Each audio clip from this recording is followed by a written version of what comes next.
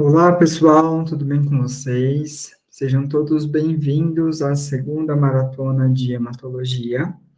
Eu sou o professor Anderson Felipe Ferreira. Vim aqui a convite em parceria com a biomédica Letícia para promover esse evento para vocês, né? Para a gente conversar um pouquinho, fazer um intensivão sobre esse vasto mundo que é a hematologia. Alguns de vocês podem ainda estar no meio acadêmico, cursaram ou não cursaram a disciplina. Alguns de vocês podem ser profissionais atuantes e que estão ainda inseguros, né, com a hematologia. Então, o objetivo dessa maratona, tá, é trazer uma linguagem mais direta, mais acessível, tá, para que vocês que estão começando agora, ou vocês que já estão no mercado de trabalho, consigam retomar alguns conceitos básicos para facilitar a vida aí de vocês. Certo? Então, novamente, eu gostaria de agradecer a biomédica Letícia por essa parceria. Estou intensamente grato, tá? Por vocês estarem participando comigo desse momento e conversar sobre algo tão interessante, algo tão vasto, que é o mundo da hematologia. Certo? Então, hoje a gente começa a nossa primeira aula sobre nada mais, nada menos que a composição do sangue e o processo maturativo das células sanguíneas, né? Uma etapa que é conhecida como hematopoese. Bom, então, no que diz respeito à constituição do sangue, pessoal, eu preciso ressaltar aqui para vocês a divisão, né, do que o nosso sangue é formado. Então, vejam, o nosso sangue, ele é formado por uma porção líquida, que a gente chama de plasma, 55% aproximadamente do nosso sangue é a parte fluida, é composto pelo plasma, e esse plasma, ele vai ter ali na sua composição aproximadamente 92% de água, tá? E algumas outras substâncias que ficam dissolvidas nesse plasma, tá? E nesse plasma, então, a gente consegue ter todas essas substâncias que são utilizadas para análise, para pesquisa, tá? Principalmente lá na bioquímica clínica, lá na imunologia, lá nos hormônios, tá? É no plasma que a gente vai ter a concentração de sais, aminoácidos, carboidratos, os próprios hormônios, né? Algumas proteínas, principalmente fibrinogênio, que é uma proteína que a gente estuda na coagulação, tá? Mas também tem a albumina, que é uma proteína importante, principalmente dentro da bioquímica clínica, tá? E a gente também vai ter gases circulando ali nesse plasma. Então, essa parte do plasma, tá? Ela é mais utilizada em outros setores do laboratório. Imunologia, hormônios, bioquímica, tá? Não é que o plasma não seja utilizado na hemato, nada disso. É utilizado principalmente nos exames de coagulação, tá? Mas o foco da hematologia nada mais é que as células sanguíneas, né? Que correspondem ali a aproximadamente 45% da concentração desse meu sangue, né? E dentro do sangue, eu vou ter divisões celulares, né?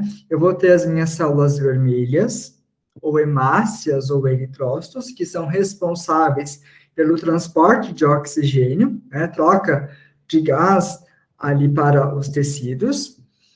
Vou ter também as células brancas, chamadas de leucócitos, que estão envolvidas no processo de defesa do nosso organismo. E também vou ter as plaquetas, que são essenciais para o processo de coagulação, tá? Nós vamos ver mais para frente que essas células brancas, tá? Esses leucócitos, eles são divididos em granulócitos ou fagócitos, tá? E também linfócitos, tá? Esses linfócitos ainda sofrem algumas subdivisões, mas isso eu vou esmiuçar melhor ao decorrer aqui das nossas aulas. Então, vejam, o nosso foco principal da hematologia sempre vai ser a parte celular, né? Aquilo que diz respeito à composição celular do sangue. É o estudo dessas células, de como elas se movimentam, de qual que é a função dessas células para o nosso organismo. Tá? Então, esse é o grande foco, a grande ênfase da hematologia. Então, aqui é um outro esquema, né, que eu representei para vocês aqui o nosso sangue total, onde o sangue, nessa imagem, ele está ali misturado a parte celular, né, a parte do elemento figurado, juntamente com o plasma, com a parte fluida. Então, isso a gente chama de sangue total. Então, a gente tem as células vermelhas, né, os eritrócitos, as hemácias aqui, juntamente com as nossas células brancas, os nossos leucócitos, né, responsáveis pela defesa do organismo. Então, se eu centrifugar essa amostra, tá, eu vou separar os elementos figurados, as minhas células, do meu plasma. Né? E nesse processo de separação, a gente consegue, então, perceber que o nosso sangue, ele tem uma grande quantidade de hemácias, seguida de uma quantidade um pouco pequena de leucócitos e também de plaquetas. Mas isso a gente vai ver mais adiante. Então, essa é a composição sanguínea, né? Plasma, onde eu vou ter proteínas, enzimas, hormônios, sais, gases circulando, tá? E eu também vou ter dentro do sangue os meus alimentos figurados, que são as minhas células. Quais são elas? Hemácias, leucócitos e plaquetas. Bom, a gente sabe, né, que no laboratório, quando a gente vai fazer uma análise do sangue, né, a gente vai fazer um exame chamado hemograma, que é o exame que avalia, propriamente dito, essas células sanguíneas, a gente colhe um sangue periférico, né, o sangue que corre nas veias dos pacientes, né? Só que essas células sanguíneas que estão na nossa circulação periférica, que correm ali as veias e artérias, elas não são células totalmente imaturas. O que eu quero dizer com isso? Que a célula sanguínea que circula na minha veia e na minha artéria, ela nem sempre foi daquela forma, tá? É como se a célula sanguínea, ela realmente passa por estágios maturativos, tá? A célula sanguínea, todas as células sanguíneas partem de uma célula tronco, totalmente indiferenciada, sofre várias etapas maturativas, até chegar à célula madura, que corre nas minhas veias, que corre nas minhas artérias, e é onde eu identifico essas células no hemograma. Tá? Então, dentro da hematologia, é fundamental a gente compreender como é que ocorre esse processo maturativo, que a gente chama de hematopoese. Então, aqui eu deixei para vocês, né, uma definição. A hematopoese é o processo de formação, desenvolvimento e maturação dessas células sanguíneas, sempre a partir de uma célula pluripotente, né, stem cell, uma célula tronco indiferenciada e comum para as demais linhagens. Tá? Então, a hematopoese é o meu estudo, tá? É o processo, aliás, de maturação celular. Né? Como é que o meu neutrófilo segmentado chegou a ser um neutrófilo segmentado? Que outras etapas maturativas ele teve antes? Tá? É só a gente fazer uma analogia rápida. Você que está me assistindo não nasceu com esse peso que você tem hoje, não nasceu com o estilo de cabelo que você tem hoje, não nasceu com manchas na pele que você talvez tenha hoje. Então, durante o decorrer da nossa vida, a gente faz modificações no nosso corpo, no nosso organismo, e o mesmo acontece com as nossas células sanguíneas, tá? Onde eu quero chegar, tá? É que as células sanguíneas passam por processos maturativos. Elas não saem da nossa medula, tá? E vão direto para o sangue, sem que ocorra um processo maturativo. Até acontece isso, mas em situações patológicas, tá? A gente vai ver mais adiante. Bom, então esse processo de maturação sanguínea, ele vai acontecer na medula óssea, considerando um adulto, depois eu vou mostrar para vocês os locais de maturação, mas ele vai acontecer na medula óssea sobre o estímulo de um fator estimulador de célula-tronco. Tá? Esse fator estimulador, ele é fundamental, ele vai agir sobre a célula-tronco, dizendo célula-tronco, você precisa se maturar, tá? Ou em uma célula-tronco mieloide, ou em uma célula-tronco linfóide. Então, veja, o nosso processo maturativo, a nossa hematopoese, ela vai acontecer devido a estímulos celulares. Tá? As células hematopoéticas que estão na medula óssea precisam receber esses estímulos, precisam receber essas informações para que ela se mature da maneira adequada, tá? Da maneira fundamental. Tá? Então, se o meu organismo está precisando de mais neutrófilos, por exemplo, eu preciso ter estímulos nessa célula-tronco que faça com que ela vire um neutrófilo. Eu preciso dessas informações, né? E o nosso organismo tem isso, tá? Então, a célula-tronco pluripotente, indiferenciada, né, que a gente chama de stem cell, através desse fator estimulador de célula-tronco e de outros, né, ela consegue se diferenciar em uma célula-tronco do tipo mieloide e uma célula-tronco do tipo linfóide, tá? Essa célula-tronco mieloide, ela ainda se diferencia em 3 linhagens celulares, tá? Primeiro delas, para formar eritrócitos, então as nossas hemácias, vêm de uma célula-tronco mieloide. Os nossos leucócitos, parte deles, tá? Em especial, granulócitos e também monócitos, partem de uma célula-tronco mieloide. E as plaquetas também, né? Então, todas essas 3 partem de uma célula-tronco mieloide. Já a célula-tronco linfóide é responsável por estimular a medula óssea a produção e maturação de linfócitos, tá? Um outro leucócito, mas especificamente para o linfócito, tá bem?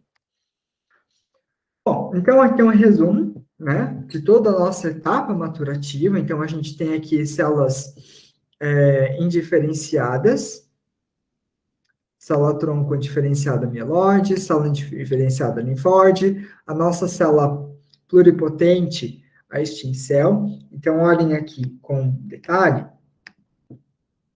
a gente tem uma célula-tronco indiferenciada, né? Uma célula pluripotente indiferenciada, que pode receber 2 estímulos distintos, para se tornar uma célula-tronco indiferenciada mieloide ou uma célula-tronco indiferenciada linfóide. Então, a partir dessa célula-tronco indiferenciada linfóide, a gente tem a maturação celular até a formação de linfócitos. Tá? Esses linfócitos ainda sofrem estímulos maturativos para se transformar em linfócito T ou linfócito B. E o linfócito B ainda consegue se maturar e se transformar em plasmócito. Tá? Então, essa célula-tronco linfóide, ela gera os linfócitos. Já todo o setor mieloide é um setor mais amplo dentro da hematologia, tá? Essa célula-tronco mieloide, ela consegue se maturar, dependendo do estímulo maturativo, né? E se transformar em eritrócito, nas nossas hemácias, nas nossas células vermelhas. Também consegue se maturar e se diferenciar em plaquetas, tá? E também ela é responsável por gerar todos os nossos granulócitos e também monócitos no nosso sangue, né? Então, a nossa célula-tronco mieloide é responsável por formar basófilos, neutrófilos, eosinófilos e monócitos, tá? A gente vai ver cada etapa detalhadamente. Então, só para reforçar, esse processo maturativo ele vai acontecer na medula óssea, onde essas células imaturas têm em maior quantidade na medula óssea, e principalmente na medula óssea. E as células maduras, já diferenciadas, a gente encontra em sangue periférico. Então, em resumo, a gente praticamente nunca vai ver um megacardioblasto em sangue periférico. A menos que seja uma situação neoplásica, algo muito, muito sério, mas nem assim é provável. Tá? Bom, e onde ocorre essa hematopoese? Eu disse para vocês até então que o principal produtor de células sanguíneas é a medula óssea, e realmente é a medula óssea no adulto, tá? Só que veja, na idade pré-natal, né, ali na nossa vida fetal, outros órgãos são responsáveis pela produção de células sanguíneas. Tá? Então, a gente pode dizer que a produção de células sanguíneas, esse processo de hematopoese, ele é idade dependente. Tá? Então, durante o período fetal, eu tenho alguns órgãos envolvidos, que esses órgãos perdem essa atividade hematopoética após o nascimento. Então, a gente tem essa diferença, tá? Por um exemplo, o nosso primeiro órgão hematopoético é o fígado, ali por volta do primeiro mês de vida. O fígado começa a ter uma atividade hematopoética juntamente com o saco vitelino, tá? O fígado, ele assume essa responsabilidade hematopoética até o final da nossa vida gestacional, enquanto que o saco vitelino, ele perdura até o terceiro mês, tá? Ao mesmo tempo, entre o segundo e o terceiro mês, o nosso baço assume uma pequena atividade hematopoética, que dura da metade do segundo mês até aproximadamente o sétimo, oitavo mês, na nossa vida intrauterina, e aproximadamente do quarto para o quinto mês, a medula óssea começa a aumentar a sua atividade hematopoética e que vai perdurar ao decorrer da nossa vida, tá? Nos nossos ossos, no interior dos nossos ossos, nós temos medula óssea e ela produz células sanguíneas ao decorrer da nossa vida, tá? Então, após o nascimento, a gente não tem mais esses órgãos primitivos, tá? Fazendo a hematopoese. Os únicos órgãos que ainda permanecem são a medula óssea e também linfonodo, que é responsável pela maturação e formação de alguns linfócitos também, tá? Ao decorrer da nossa vida, as áreas onde ocorrem a hematopoese no interior dos ossos, ela diminui. Uma criança tem mais ossos com medula óssea ativa do que um idoso, né? Porque ao decorrer do tempo, a nossa medula óssea vai sendo substituída por medula amarela, que nada mais é que gordura, né? Então, ao decorrer do tempo, a nossa medula óssea fica restrita às vértebras, ao externo, principalmente também no interior do fêmur, onde são os principais locais ali de produção de medula óssea no adulto. Então, aqui mais um resuminho. Então, dentro dos ossos, a gente encontra a medula óssea, né, onde vai ter ali as células tronco, que vão se diferenciar em células brancas, células vermelhas ou eritrócitos, e também plaquetas. Essa imagem aqui de baixo representa uma biópsia de medula óssea, tá? Esses vacúolos, esses halos claros aqui, representam a gordura, vacúolos de gordura que a gente tem na medula óssea, tá? Essas células maiores, grandonas, representam os megacariócitos, as células-mãe das plaquetas, e as demais células são pequenas células já maturadas, né? Que numa biópsia de medula a gente não consegue ter uma certeza da morfologia, tá? A morfologia a gente pega lá no mielograma e também no hemograma. Bom, iniciando para conversar um pouquinho sobre a eritropoese, né, o processo de formação, maturação e desenvolvimento dos eritrócitos. Então, esse processo ocorre na medula óssea, onde a nossa célula-tronco vai sofrer o estímulo, tá, de um fator estimulador chamado eritropoetina, principalmente a ação da eritropoetina. Essa eritropoetina, ela tem a produção renal, tá, um importante fator estimulador de crescimento dos eritrócitos. Então, essa eritropoetinase lá na medula óssea, na célula-tronco, para fazer com que essa célula-tronco se diferencie em uma célula-tronco, em uma célula precursora eritrocitária, tá? Que a gente chama de pró-eritroblasto, tá? Que são essas células maiores aqui. Pró-eritroblasto, tá? Eu vou comentar depois certinho da morfologia deles, mas só para a gente ver essa diferença de tamanho aqui no primeiro momento, tá? Depois esse pró-eritroblasto ele vai se maturar e vai se transformar em eritroblasto basófilo. A gente já percebe alguma diferença morfológica, né? Depois esse eritroblasto basófilo vai se maturar e vai se diferenciar em eritroblasto policromático ou policromatófilo, tá? Depois ele vai se diferenciar ainda mais e vai virar um eritroblasto ortocromático.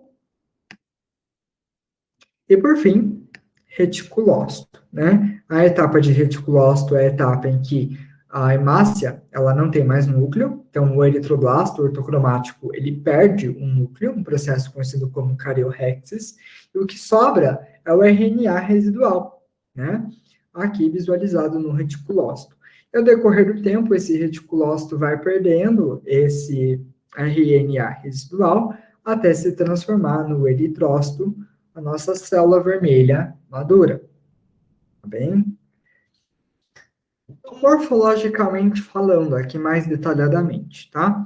Então, o proeritroblasto, ele é a célula-mãe dos eritrócitos, então aqui eu tenho bem grandão um proeritroblasto, e aqui uma hemácia, então observem bem, né, essa diferença de tamanho, né? O que vai acontecer? Esse proeritroblasto, ele é uma célula bem grande, tá? Ela tem um citoplasma bem azulado, uma, uma tonalidade basofílica, que a gente chama, bem intensa. A gente não encontra grânulos nesse citoplasma, então ele é um citoplasma agranular. O núcleo é bem grande, tá? Bem grande esse núcleo. E ele tem uma cromatina mais frouxa, tá? É uma cromatina, a cor desse núcleo, a cor dessa cromatina, ela é mais clara, ela é mais frouxa. A gente até consegue ver alguns pontos mais claros, sinalizando ali a presença dos nucleolos intranucleares. Então, é uma célula que tem um nucleolo evidente. As células imaturas, células precursoras, normalmente a gente encontra a presença do nucleolo evidente. O que vai acontecer? Esse eritroblasto, ele vai se dividir, tá? Ele vai sofrer um processo de mitose, e nesse processo de mitose, ele vai reduzir o seu tamanho e vai se maturar, vai se diferenciar um pouquinho em uma célula que a gente chama de eritroblasto basófilo. Tá? Esse eritroblasto basófilo, ele é um pouco menor, tá? Ele ainda é intensamente basofílico, ele tem uma tonalidade azulada, ó, nesse citoplasma, bem acentuada, por isso do nome, eritroblasto basófilo. Esse citoplasma também é agranular. E a gente vai ter algumas modificações no núcleo, tá? Esse núcleo, que até então ele tinha uma posição mais periférica, agora aqui no eritroblasto basófilo, ele se posiciona de um modo mais central, tá? Ele fica mais no centro da célula. Vai acontecer uma condensação do material genético. Então, a cromatina do eritroblasto basófilo, ela é mais compacta, tá? Ela é um pouco mais densa, e isso dificulta a visualização de nucleolos. E é nessa etapa que ocorre o início da síntese de hemoglobina. Tá? Para quem não sabe, hemoglobina é a proteína presente dentro das hemácias, que é responsável pela troca gasosa no nosso organismo. Então, nessa etapa maturativa, é onde começa a produção de hemoglobina. Tá? E o que vai acontecer com esse eritroblasto basófilo? Ele vai sofrer um novo processo de mitose e vai maturar. E vai se transformar, então, em um eritroblasto policromático, que é essa célula aqui. O eritroblasto policromático, ele é um pouco menor, tá, do que o eritroblasto basófilo, e ele vai ter um núcleo mais deslocado para a periferia, tá? Um núcleo onde a cromatina ela já está mais densa, a gente pode observar pela tonalidade desse núcleo que ele está mais escuro quando comparado ao pró-eritroblasto. E o destaque aqui para esse nome, tá, vai para o citoplasma. Então, o citoplasma, ele acaba ficando menos basofílico, ele não tem uma tonalidade tão azulada e tão expressiva quanto nas etapas anteriores, e ele também começa a assumir um tom róseo, tá? Ele fica um tom entre a cor da hemácia e entre a cor do basófilo, por isso o nome policromático, também de várias cores, tá? Por isso desse nome. Então aqui, o nosso destaque vai para a posição do núcleo, que ela começa a voltar a assumir uma posição mais periférica, um núcleo mais condensado, tá? A gente não consegue ver nucleolos nessa etapa maturativa, e é uma célula relativamente maior que o eritrócito, tá? A nossa etapa maturativa, então, é aquele proeritroblasto, eritroblasto ortocromático. Ele vai sofrer um processo de mitose novamente, tá? E vai se maturar em eritroblasto ortocromático. Então, o eritroblasto ortocromático, ele é o mais conhecido aí, porque às vezes ele pode sair da medula óssea e vira em sangue periférico, dependendo de algumas condições, tá?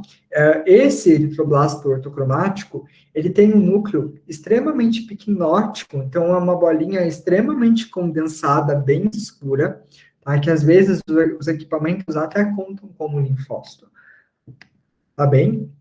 É uma célula pequena, quando comparada aos seus antecessores, né? Tem um tamanho, ele é um pouco maior do que uma hemácia, mas tem esse núcleo extremamente picnótico. O citoplasma já começa a ter uma tonalidade mais róseo, muito próximo da coloração das hemácias. Nessa etapa aqui, o núcleo vai ser expulso da célula, vai acontecer a etapa de cariorrexis, ocorre também, então, o fim da síntese da hemoglobina, e a gente não tem essa célula que não faz mitose, ela apenas se matura. Então, ela expulsa o seu núcleo, e com isso ela sofre um processo maturativo, perdão, se transformando em reticulócito. O reticulócito, ele é uma célula jovem, ele é um eritrócito jovem, tá? Dentro desse reticulócito, eu vou ter a presença de RNA residual. Então, o RNA que me restou daquele eritroblasto, ele fica de modo residual ali no reticulócito, até que ele vai maturando, vai eliminando esse RNA residual e vira uma hemácia, tá? O reticulócito, a gente consegue visualizar esse RNA residual vistos através de uma coloração supravital, normalmente a coloração de azul de cristal brilhante, a gente consegue observar aqui os filamentos de RNA. Tá? Já a hemácia é a célula madura, propriamente dita, ela tem a morfologia dela normal, tá? Ser um disco bicôncavo, com uma halo central, com uma palidez central não muito expressiva, e ela vai circular no nosso sangue por aproximadamente 120 dias.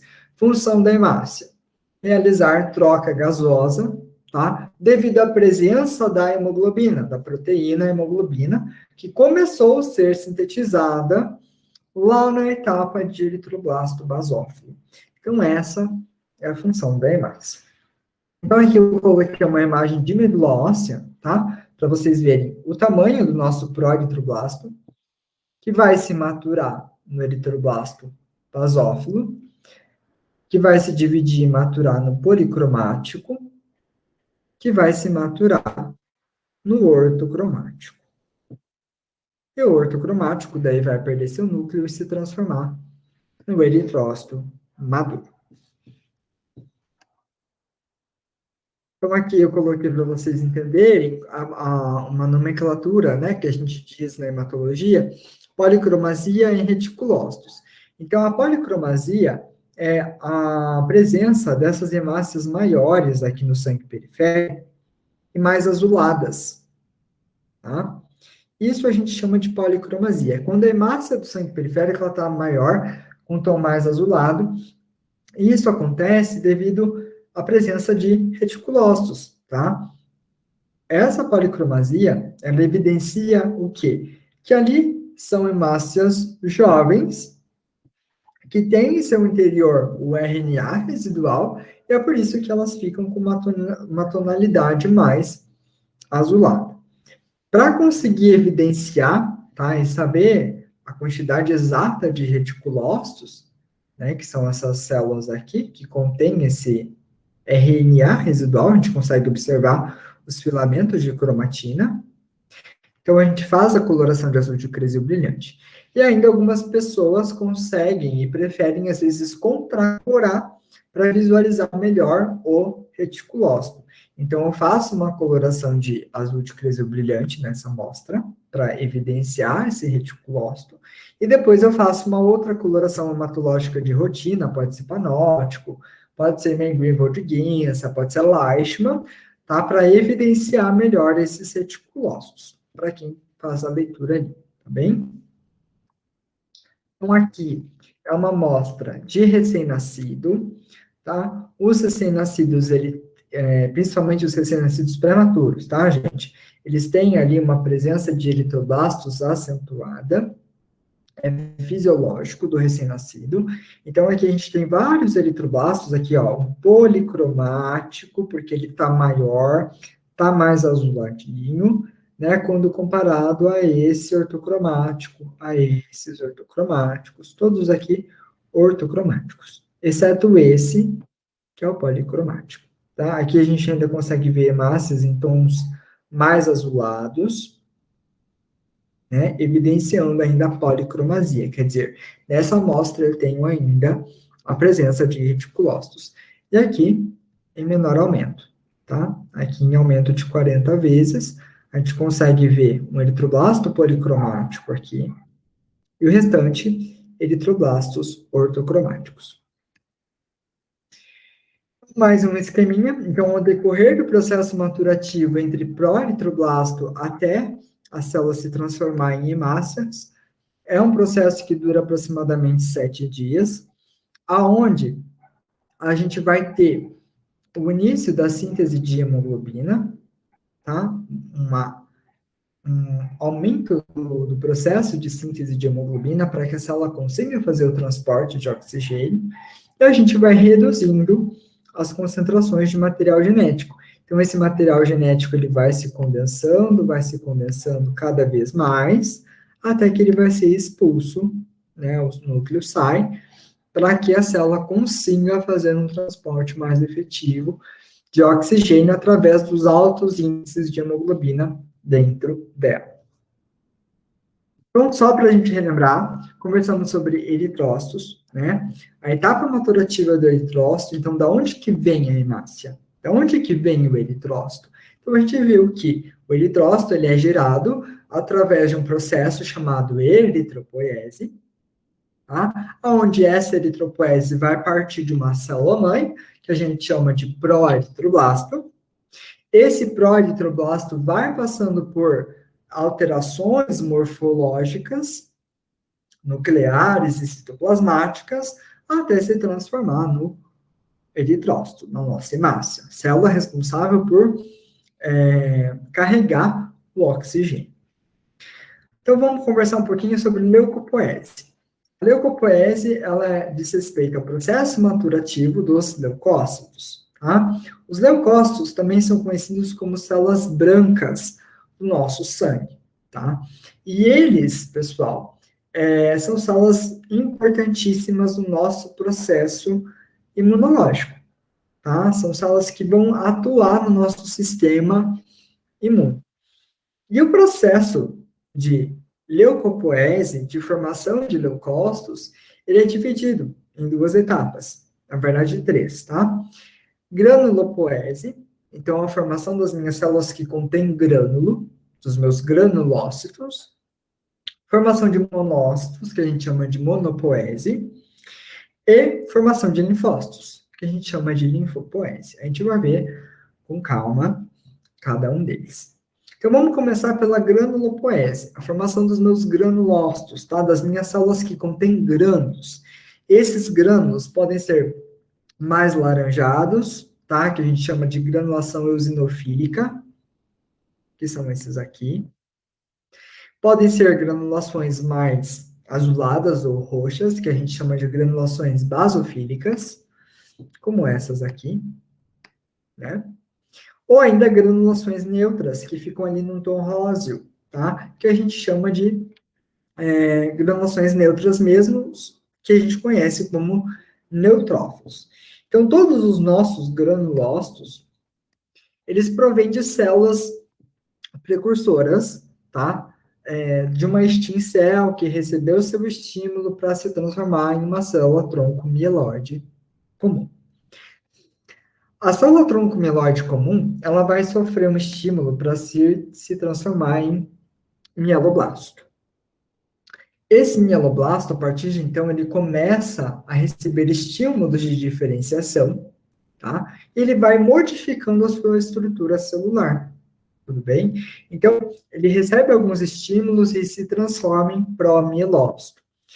O que tem diferente entre um mieloblasto e um promielócito é principalmente a granulação, tá? Aqui no promielócito, a gente aumenta muito a concentração de grânulos. Vocês podem notar que são grânulos inespecíficos, grandes, grosseiros, inespecíficos, tá? O núcleo, ele tem a presença de alguns nucleolos que podem ser evidentes, porque essa cromatina do promielócito é uma cromatina frouxa, o núcleo é grande, a cromatina é frouxa, tá? O promielócito tem uma posição de núcleo bem deslocada para a periferia, e ainda ele possui um halo perinuclear, um halozinho claro perto do núcleo, que a gente chama de zona de Golgi, tá? Bem característico do promielócito. Bem, a partir dessa etapa, o promielócito ele vai sofrer possíveis estímulos maturativos, tá? Ou ele vai se transformar em um mielócito com granulações neutras, ou ele vai se transformar em um mielócito neutrófilo, mielócito eosinófilo, tá? Com as granulações mais laranjas, ou mielócito basófilo, com as granulações mais roxinhas, tá? A partir do mielócito, então a célula vai sofrendo maturações nucleares, onde, por exemplo, aqui no metamielócito, a gente vai ter uma célula com um grânulo diminuído, no caso do mielócito neutrófilo, então a gente reduz um pouco esse grânulo. A célula possui um núcleo em formato de grão de feijão, ou rim, como a gente chama, e depois disso ela vai se maturar, principalmente o núcleo, onde esse núcleo vai assumir, então, uma forma de ferradura, tá? Ou bastão, que a gente chama de bastonete. E, por fim, esse núcleo ele vai segmentar para formar aqui os nossos neutrófilos segmentados, que são as células que circulam no nosso sangue periférico, em grande quantidade. Tá? Bastonete também, mais inferior ali a 2%. Mielócito, metamielócito, promielócito, mieloblasto, só na medula óssea. Tá? A gente não encontra essas células aqui em sangue periférico. Tá? Na verdade, nem o bastonete eosino, nem o bastonete basófilo a gente encontra. Então, é medula óssea mesmo. Tá? O mesmo processo maturativo de núcleo vai acontecer para os precursores de eosinófilos e basófilos. Então, a gente vai ter a posição do núcleo e a forma mudando. Só que essas células, por terem uma granulação muito acentuada, às vezes fica difícil a gente visualizar com clareza essa modificação do núcleo. E a gente vai diferenciar ela, principalmente quando ela já está madura no sangue periférico. Então, quando ela vira um eosinófilo, quando ela vira um basófilo maduro, né, ou quando ela é um neutrófilo segmentado maduro. Então, só para revisar.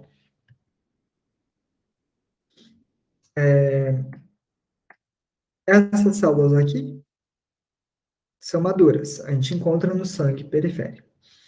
As demais medula óssea, tá bem? Então, a granulopoese ela vai acontecer devido a estímulos maturativos. Então, a nossa célula-tronco mieloide vai sofrer estímulos de interleucina 1, interleucina 3, fator estimulador de crescimento de granulócitos e monócitos, e vai se transformar aqui numa célula-tronco, numa célula precursora que a gente chama de mieloblasto, que é essa célula grandona aqui.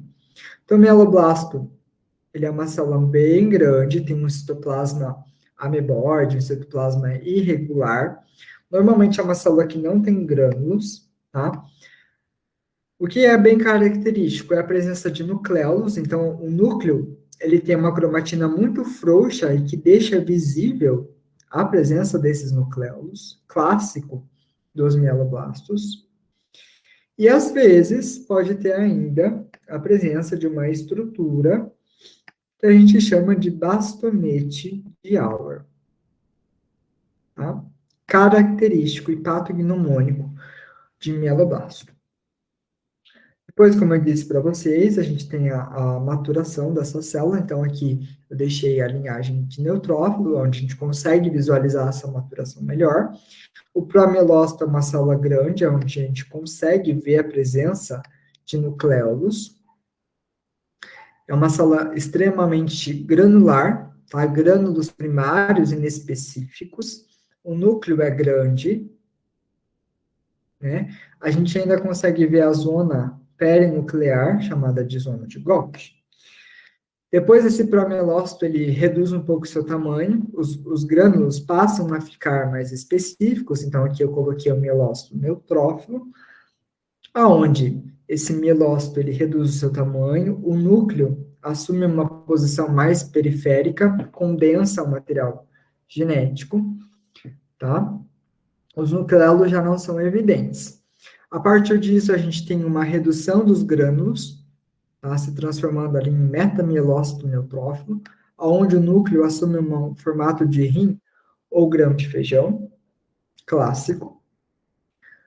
Depois disso, a gente tem a formação de neutrófilo bastonete, aonde o núcleo assume uma posição de ferradura, tá? Com as granulações já bem reduzidas, bem específicas para a linhagem específica que ele vai seguir.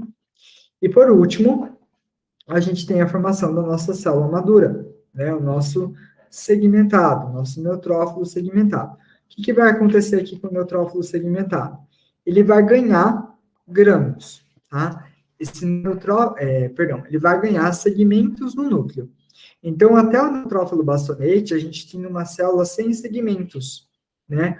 Uma célula onde a gente não conseguia evidenciar a presença de qualquer segmento. E o que vai acontecer?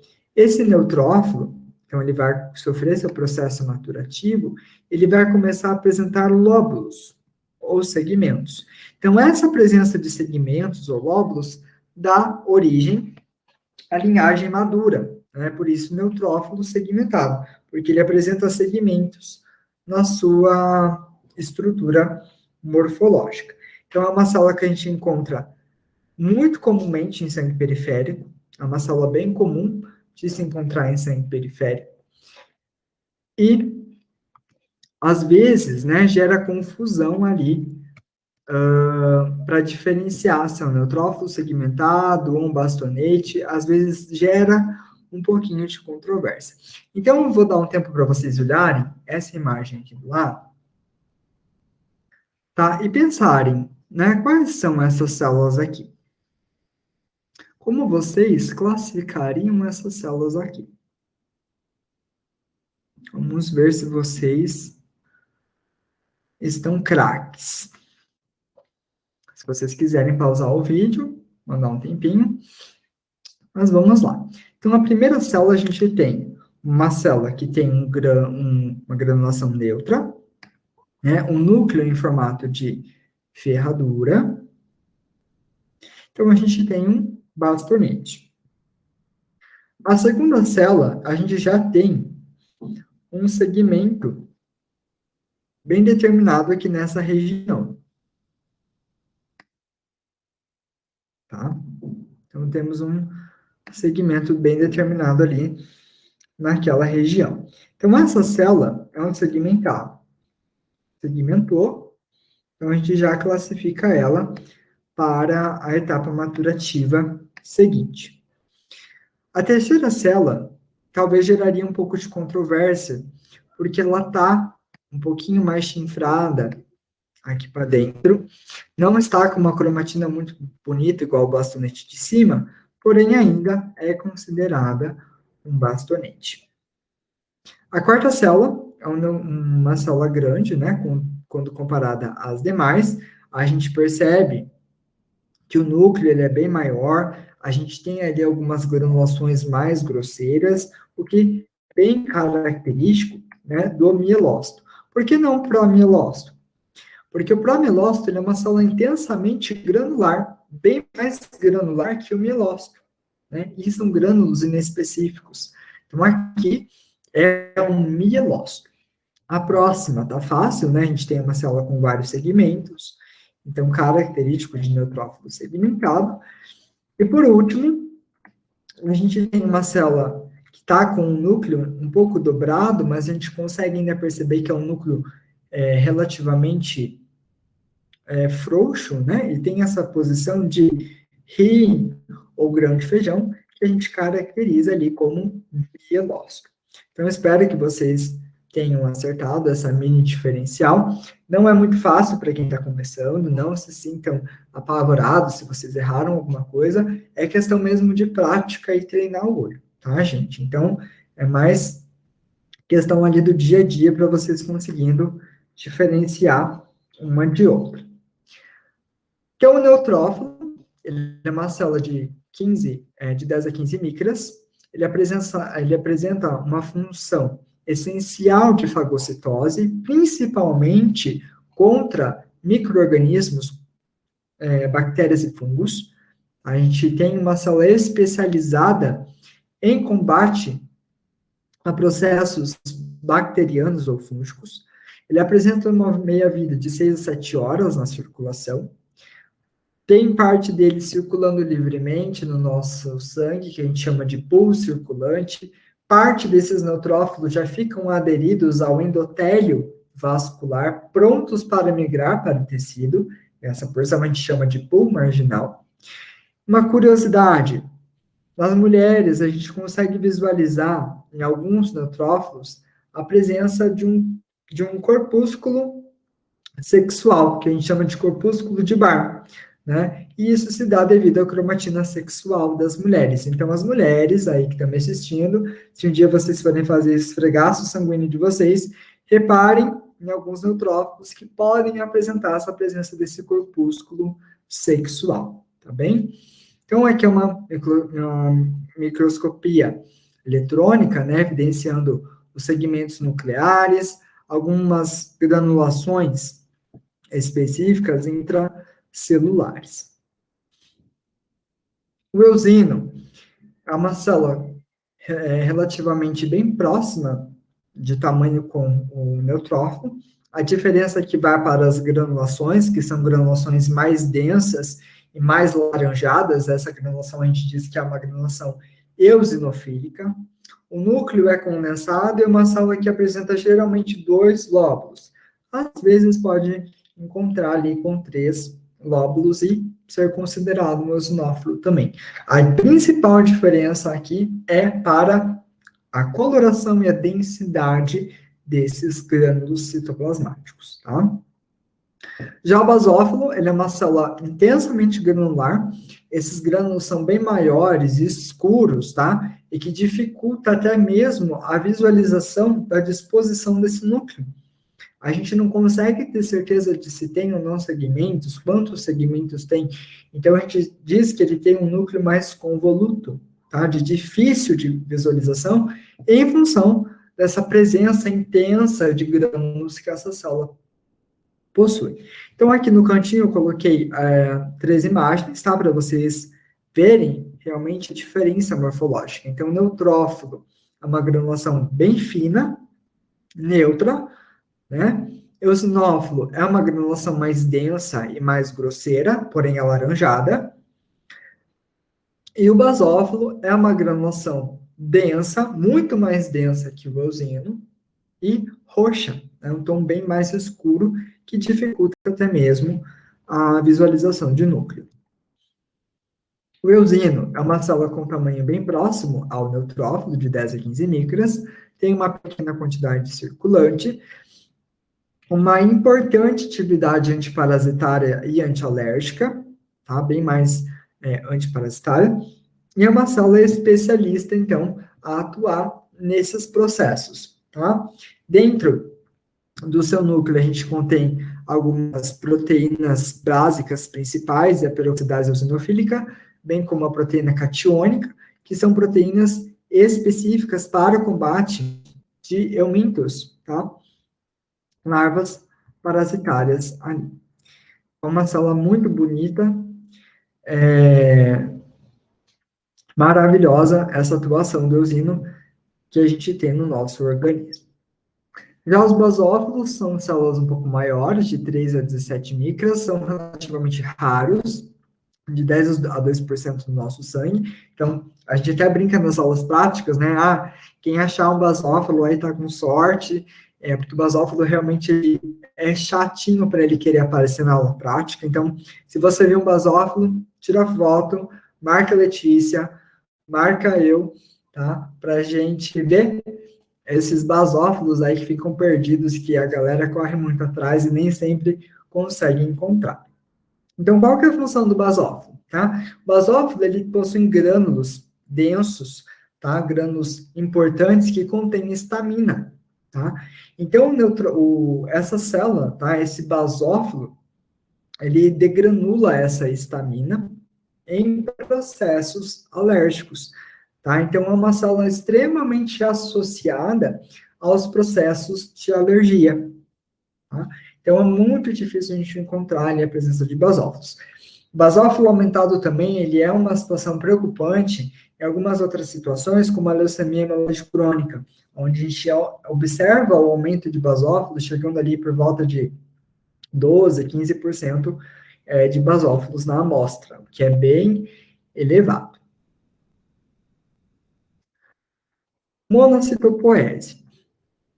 Então, as próximas duas células que eu vou falar, né, da maturação de monócito e eosinófilo, a principal diferença delas para os demais leucócitos é que elas não apresentam grânulos, tá? Então, a gente pode dizer que os nossos leucócitos são divididos em granulócitos, neutrófilo, eosinófilo e basófilo, e agranulócitos, que são monócitos e linfócitos.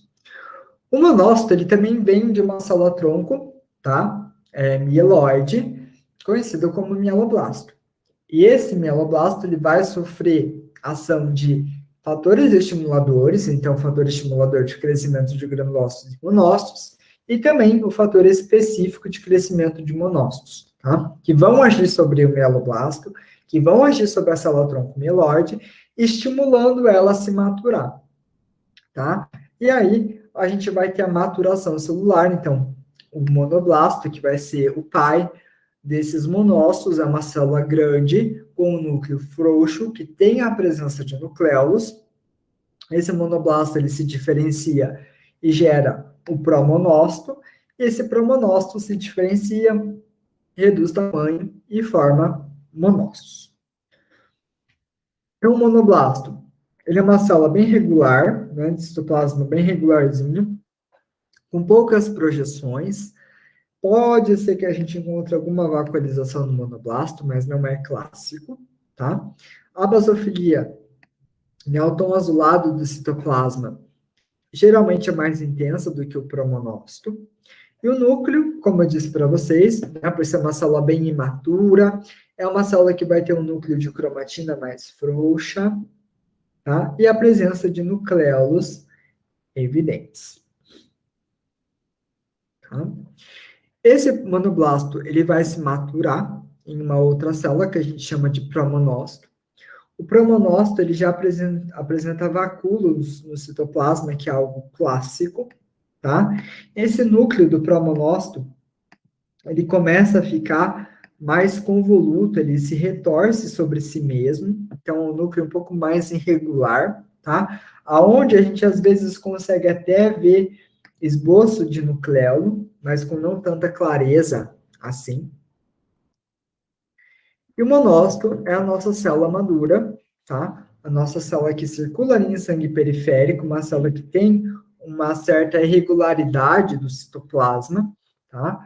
A presença de vacúolos no monócito é algo característico, é algo clássico, tudo bem? E o núcleo, ele é um núcleo que assume diversas formas. Então, eu gosto de dizer que o monócito ele é uma célula muito pleomórfica. Não tem como eu falar para vocês, gente, o monócito sempre vai ter um núcleo mais redondo, ou sempre o monócito vai ter um núcleo convoluto. Não, porque o monócito ele assume muitas formas, tá? Tanto de núcleo quanto de citoplasma. O que ajuda você a diferenciar que normalmente vai ser uma célula bem maior do que os demais leucócitos, tá? E que vai ter a presença de vacúolos, que também é algo clássico, tá? Diferenciar o monoblasto de um monócito maduro ou um monoblasto de um promonócito, tá? Nem sempre é fácil. Posso dizer para vocês que talvez essa linhagem, para diferenciar uma da outra, seja uma das linhagens mais difíceis que a gente tem dentro da hemato. Principalmente se a gente pega realmente na vida real, né, uma lâmina cheia de linhagem monocítica, então requer muita destreza, tá? E muito conhecimento técnico, morfológico de cada célula, para a gente realmente fazer uma diferenciação adequada. Então, não se preocupem no primeiro momento, aí se vocês não souberem diferenciar monoblasto de promonócito, né? Normalmente, onde vocês trabalham, ou futuramente, vocês podem estar fazendo uma pós em hemato, e aí vocês aprofundam esse conhecimento técnico, essa destreza de morfologia, tá? Mas, realmente, não é algo muito fácil para se diferenciar ali no primeiro momento. O monócito, ele é uma célula grande, tá, do sangue periférico, assumindo ali quase 20 micras, não tem grânulos, tá? Sua função é realizar a fagocitose e atuar como uma célula apresentadora de antígenos. Então, é uma célula importantíssima durante o processo imunológico, tá? Ela realiza a fagocitose de bactérias, fungos, né, micro-organismos em geral, e ainda é uma célula APC, uma célula que apresenta antígenos para o nosso sistema imunológico. Então, morfologicamente, é uma célula bem grande, né? Ó, o pleomorfismo nuclear, então, assume diversas formas de núcleo, não tem um padrão como as demais células tinham, tá? E o vacúolo é um achado realmente clássico dos monócitos. Linfopoese. Então, o processo de maturação de linfócitos, ele inicia na medula óssea, tá? Através de uma célula-tronco linfóide e não mais mieloide.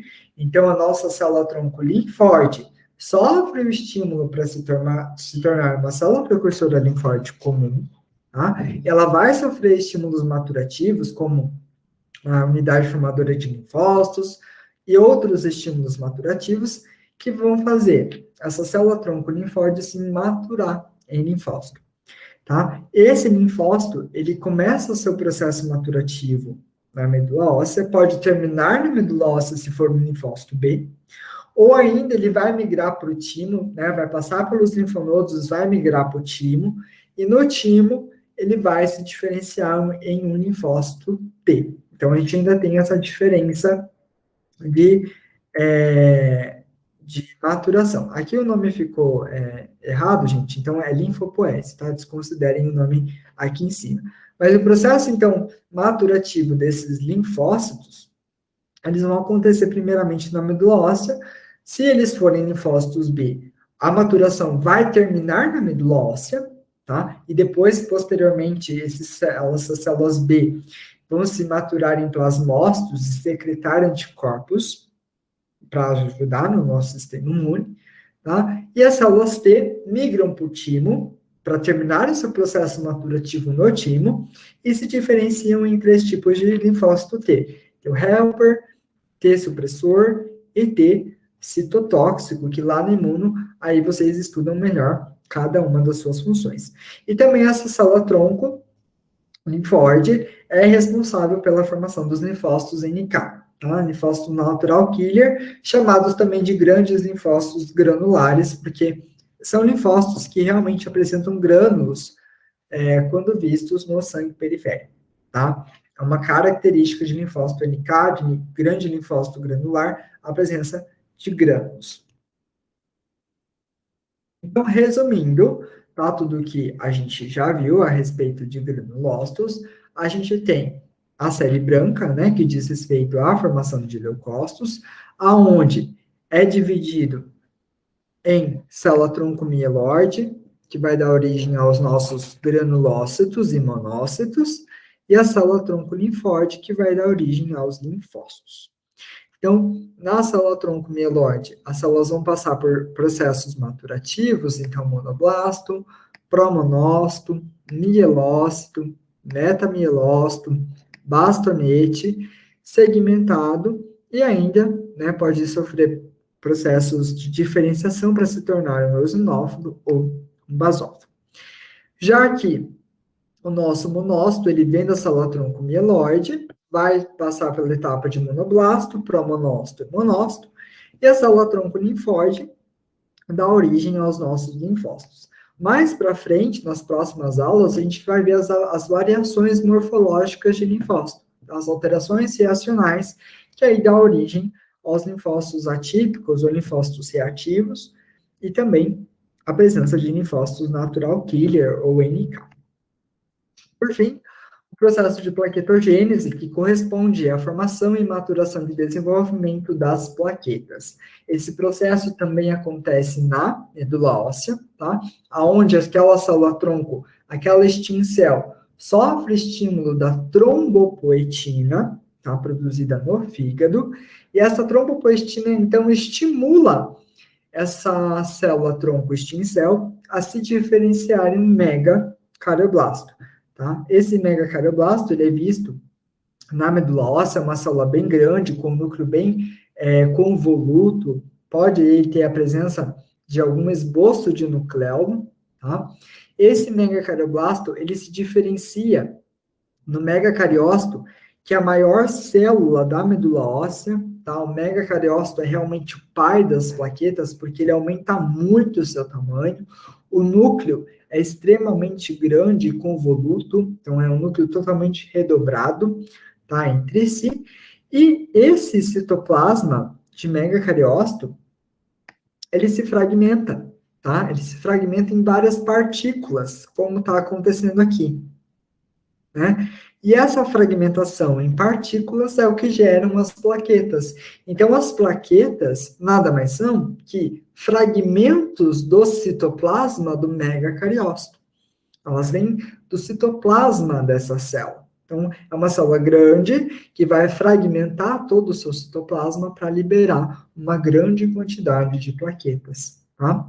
Essa plaqueta dura no nosso sangue aproximadamente 7 dias, tem um valor de referência, isso a gente vai comentar mais na aula de hemograma, de 150 a 450 mil, e é fundamental no processo de agregação e coagulação do sangue. Tá?